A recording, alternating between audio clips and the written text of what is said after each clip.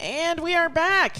And we just returned from the movie theater where we watched Teenage Mutant Ninja Turtles Mutant Mayhem from 2023, rated PG with a runtime of 1 hour and 39 minutes. It didn't feel like an hour and 39 minutes. No, this film races. This was great. Great. Absolutely. I'm going to give my number 9 out of 10. No notes. This was a fun little adventure. The animation is bonkers great. I loved it.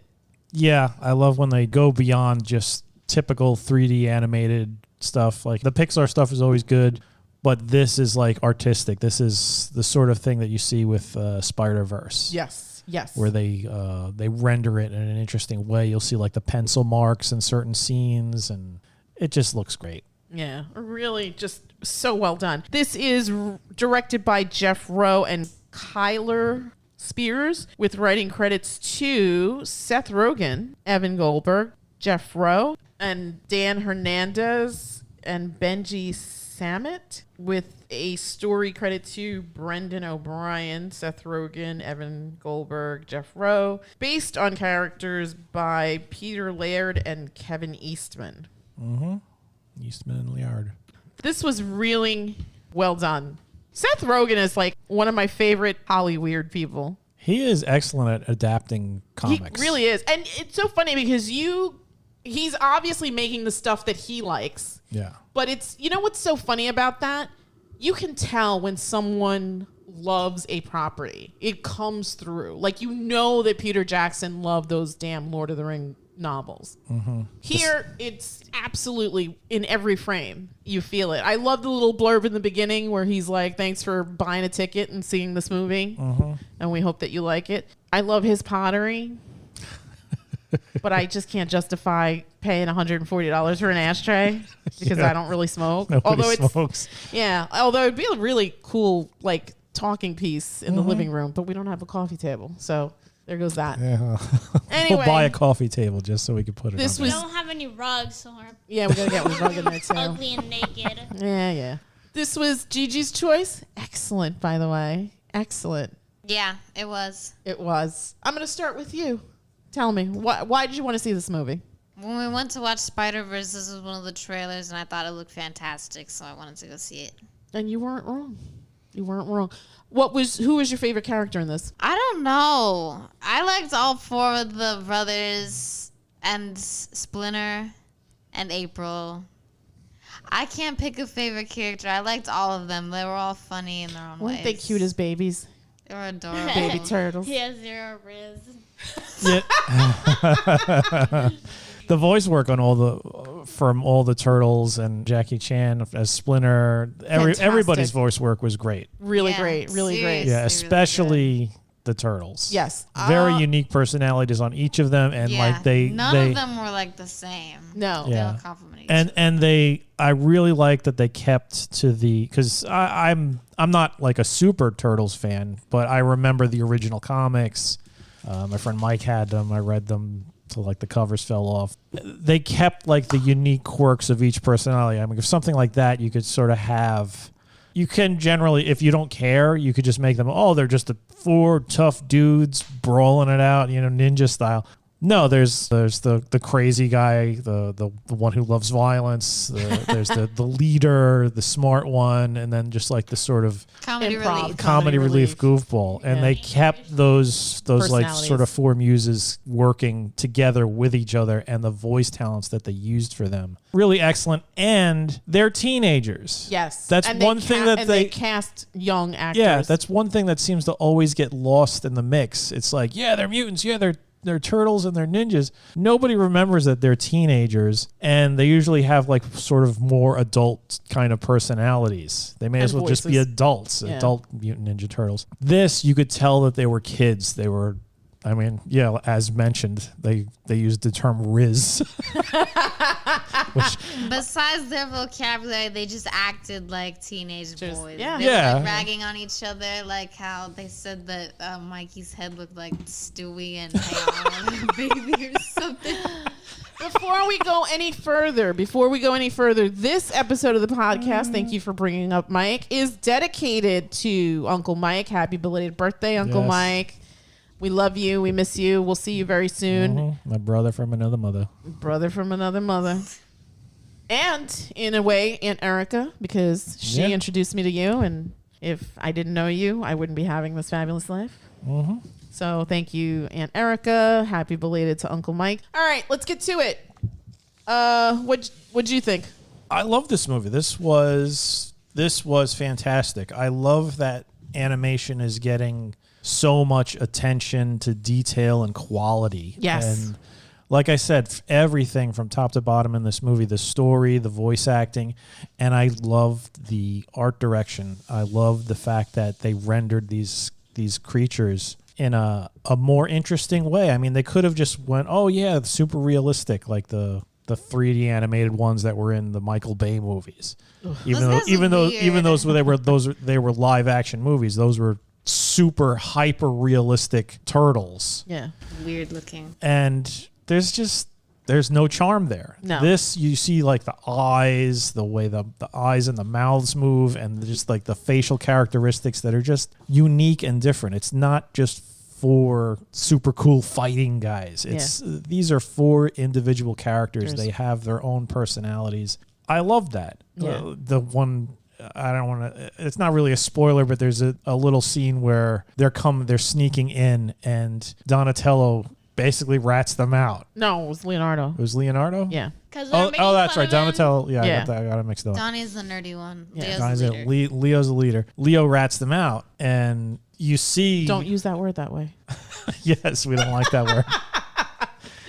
But you see like how they react with each other. It's like they're upset with him, but it's not like the end of the be-all, end-all of their relationships. It was handled like 4 teenage brothers would handle it. Yeah. And it just gives their characters each their own little charm. And they all had their moments to shine. Yes.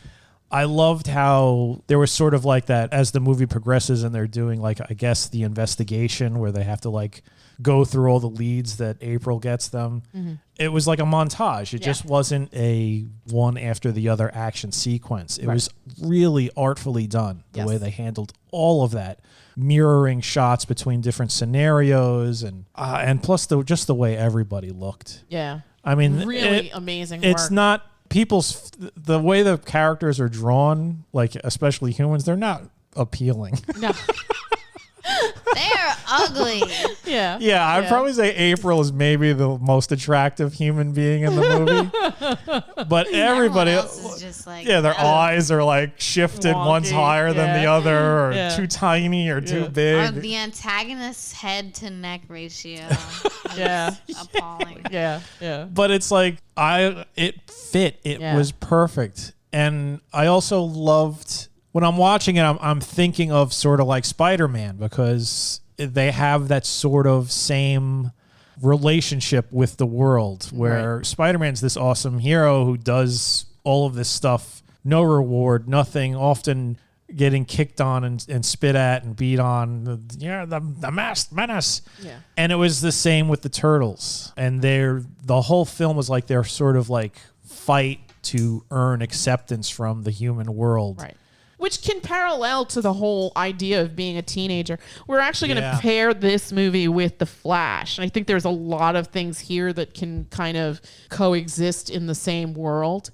Young men just trying to find their footing in the world and be accepted, especially at that age, right? When you're a young adult, you want to be taken seriously. You want to be heard. You want to be acknowledged. I don't see that connection in The Flash. The Flash was about him trying to basically fix his life. It wasn't about him getting acceptance. Well, yes and no. Well, not that specific point of the story, but just in a way, or at least the way I read The Flash, like Barry from the one timeline was almost like a brother to the other Barry, kind of guiding him in a way because he had this past experience. So he knew things. And when the other one didn't, quote unquote, take it seriously, the other Barry would get mad at himself, which was kind of a weird thing.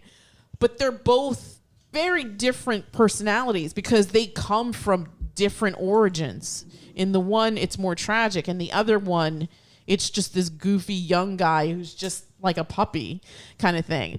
So I guess the whole young man thing, right? But in this one, the idea of being teenagers, right? You're not at adulthood yet, right? But you're getting there. So you have to make choices. And it's interesting because the Splinter character, who's sort of the surrogate father, he's so hell-bent on protecting his sons that he's not allowing them to live. And then when there's a comment made, it resonates with him because it was almost like an alarm bell, like, oh, this is me. This is me, yeah. This is me. So he has to kind of step back and be like, okay, I've given them the tools to be good beings. They can now go out and do the things that they need to do, right? Mm-hmm. The kiss between him and whatever that thing was atrocious. I felt my stomach turning. Ugh. But everything else in this, I think there was a little kid in the theater who like screamed when that happened. I felt my gag reflex. I think it was Scumbug, right? That was the name of the movie. That was I believe that was Alex Hirsch from Gravity Falls. Yes. Yeah. Seriously. Yeah, he's in this. A lot of people in this. Yeah, there's and a so lot of really great voice work. There's being so done. many voices in there.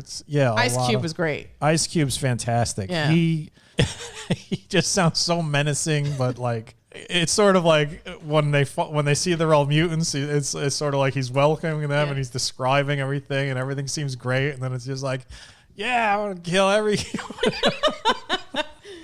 Well, my favorite is like when one of them is like, well, what if we're not 100% on board with this plan? And he turns around, he's like, well, I don't think you're as cool as I thought you were.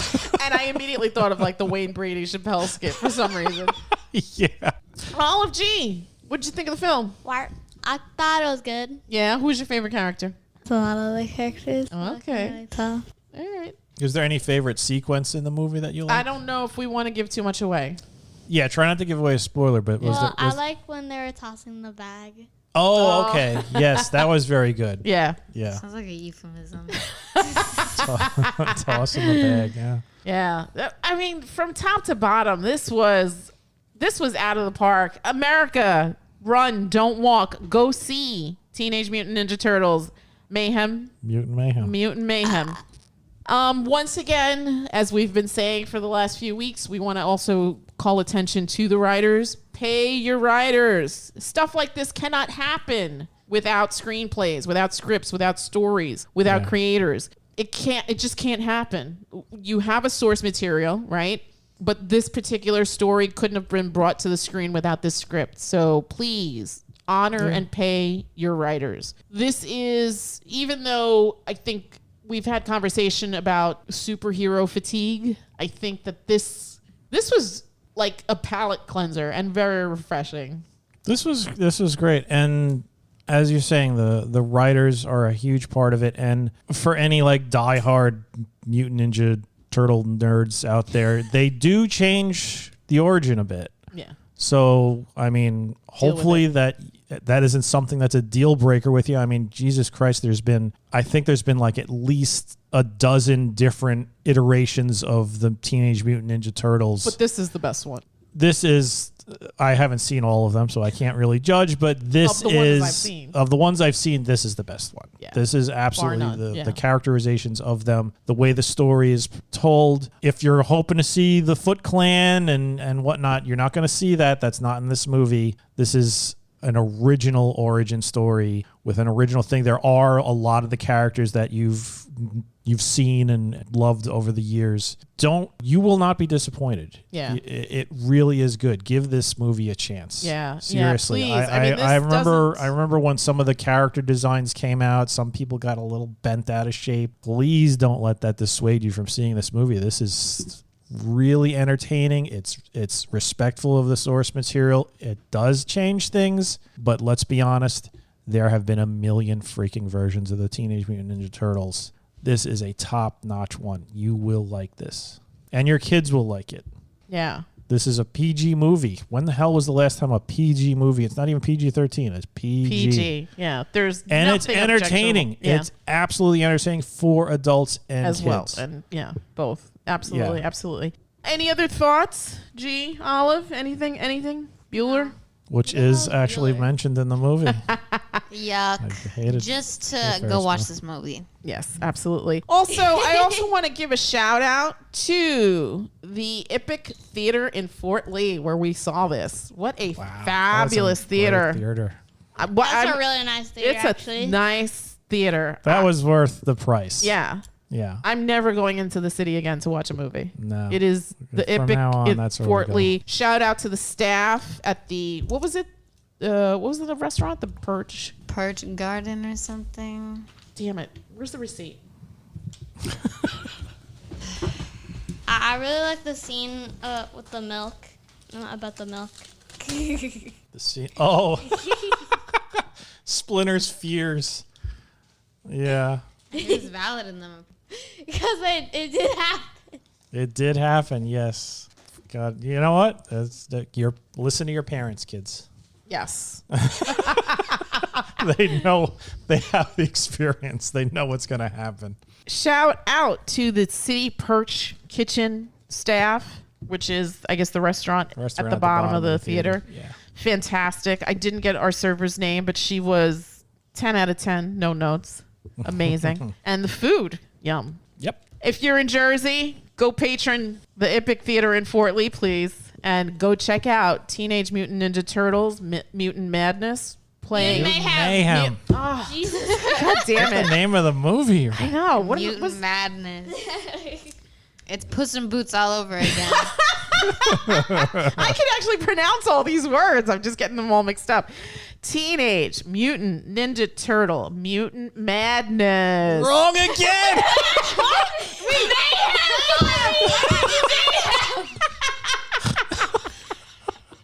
You're so confident. You just fumble it right at the end. Teenage Mutant Ninja Turtles, Mutant Mayhem.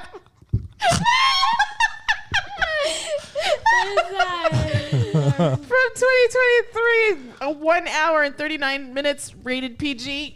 You're absolutely right. This is fun for young and old. Go see it, please, in a theater. This is definitely This deserves the box office. This does deserve the box. box. Yeah, give it to them because this was a fun treat from start to finish. We didn't even talk about the soundtrack. The soundtrack on this thing is amazing. Yeah. A ton of old stuff from like when we were young. Mm-hmm. So it was definitely, yeah, I loved everything about this film, top to bottom. Mm-hmm. You know what? 10 out of 10. No notes. I'm done. What's your number? I'll give this a 9.5 because I enjoyed it and nothing's a 10. But yeah, everything top to bottom, the characters, the animation, the story. Amazingly, that it's PG. That it's PG. That's rare in today's day and age. Usually they're like, oh, we can get away with a couple of curse words and didn't need it. Didn't need it at all. Yeah. Loved all the characters, even the new ones that I had no idea. The Paul Rudd is always fun. They must be friends, right? I'm assuming because they run in the same they've circles. worked a lot. I mean, Rose Byrne's in there. I'm guessing they're friends from those Neighbors movies. Yeah. Yeah, the soundtrack, The animation. If stay after the fancy credits for a little extra scene. Yes. There's nothing after all the boring credits, but Yes, after we the fancy stayed to make sure. credits, you'll see an extra little bit. Yeah. But yeah, Fingers crossed. 9.75. I Ooh. like it too much. Fingers crossed. I mean, I would love for this movie. I mean, from what IMDb is telling me, this is just about breaking even, which is unfortunate. This should be making double. Well, hopefully this. I mean, it's only at the 2-week mark. So Yeah. This came out on the 2nd. What is today? The 13th? Yeah. So, yeah. All right. What's your number, kid? 10. Easy. 10. What about you, Olive G? 10, 10, 10. 10, 10, 10. A paltry 9.75. there's no 10. There's never, Whatever. There'll never be a 10. Don't listen to this man. Go out and enjoy Teenage Mutant Ninja Turtle Mutant Mayhem. Yay, you got it From right. 2023. Yay. Seth Goldberg. Oh my god. Seth Rogen. Thank you. And Evan Goldberg. There you go. See, I'm amalgamating the two. Seth and Evan, great partnership. Mm-hmm. Thank you so much for fun stories. And Yeah, I didn't expect to like this as much as I did. I wasn't really a big Turtles person, but this sold me completely. It just hit every marker. It was funny. It was sweet. It kept me on the edge of my seat. I was completely invested in the story. The voice actors were great. Ice Cube, amazing. Yeah, he was really good. Yeah. Top-notch work. Top notch, man. And he just looked terrible.